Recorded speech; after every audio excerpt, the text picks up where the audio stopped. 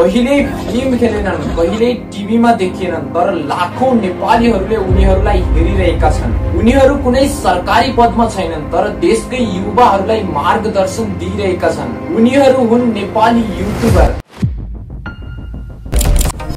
आज हामी जान्ने छौं उनीहरूको कथा, struggle, rejection, experimental and massive. यो कथा हो कसरी युट्युबले नेपाली युवालाई पखेटा दियो। सन् 2015 पछि नेपालमा इन्टरनेट र स्मार्टफोनको पहुँच विस्तारसँगै युट्युब एक नयाँ पोसिबिलिटी बन्यो। तर सुरुमा यस्तो प्लेटफर्महरूमा फुल टाइम करियर भन्ने कुरा सपना जस्तै थियो। तर केही साहसीहरू थिए जसले भन्न सके भिडियो बनाउँछु, नतिजा जे भए पनि। अनि सुरु भयो एउटा नयाँ च्याप्टर, नेपाली युट्युबरको उदय। सिजन बानिया एक स्टोरी टेलर जसले युट्युबलाई सिनेमेटिक बनायो। ब्लग, डकुमेन्ट्री र जीवनका गहिरा भावनाहरू उनकै आवाजमा जीवित देखिन्छन्। उनको पपुलर सिरिज प्याराडिजम टिभीले नेपाली कन्टेन्टको स्तर नै उठायो। उनको मुख्य message, tell your own story, the world will listen. Sabin Karki Bist भनिन्छ। धेरैले उनलाई पहिले कार्टुन्स क्रिउबाट चिने, तर उनले आफ्नो इन्डिभिजुअल जर्नी पनि बनाएका थिए। उनको कोरियोग्राफी,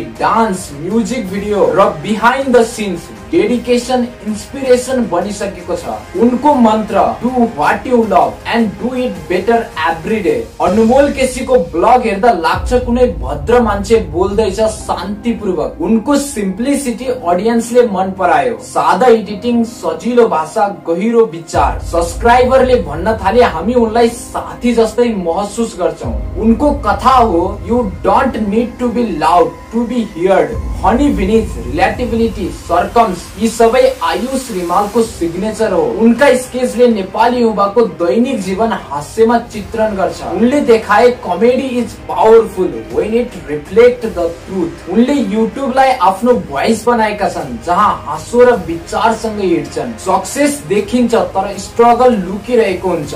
धेरै युट्युबरले सुरुवातमा मोबाइलबाट भिडियो बनाएका थिए। घण्टौं एडिट गर्दा पनि रिजल्ट नआउँदा थाकेका थिए। Negative comment, comparison, copy allegation सबै सहे। फ्यामिली र सोसाइटीबाट काम नगरी युट्युब मात्रै भन्ने तिरस्कार सहे। तर आज त्यही डेडिकेसन, त्यो क्ल्यारिटी, त्यो पेसेन्सले उनीलाई यो स्थानमा ल्यायो। आज युट्युब एक मात्र प्लेटफर्म होइन, यो एउटा पावर हो जसले हजारौं युवालाई स्वर दियो, जसले समाजलाई सशक्त बनायो, जसले नेपाली कन्टेन्टलाई अन्तर्राष्ट्रिय स्तरमा पुर्यायो। सिजन, सबिन, आयुष, अनमोल यी केही प्रतिनिधि मात्र हुन्। नेपाल भरि हजारौं सम्भावना बोकेका युट्युबरहरू छन्। युट्युबले प्रुभ गरिदिएको छ कुनै पनि गाउँबाट तपाईको आवाज दुनियाँसम्म पुग्न सक्छ। कसैले भन्ने गर्थ्यो नेपालमा के हुन्छ र युट्युब गरेर, तर अब हामी भन्छौं नेपालमा युट्युब गरेर धेरै फाइदा छ। This is not just a career, this is revolution of stories and it has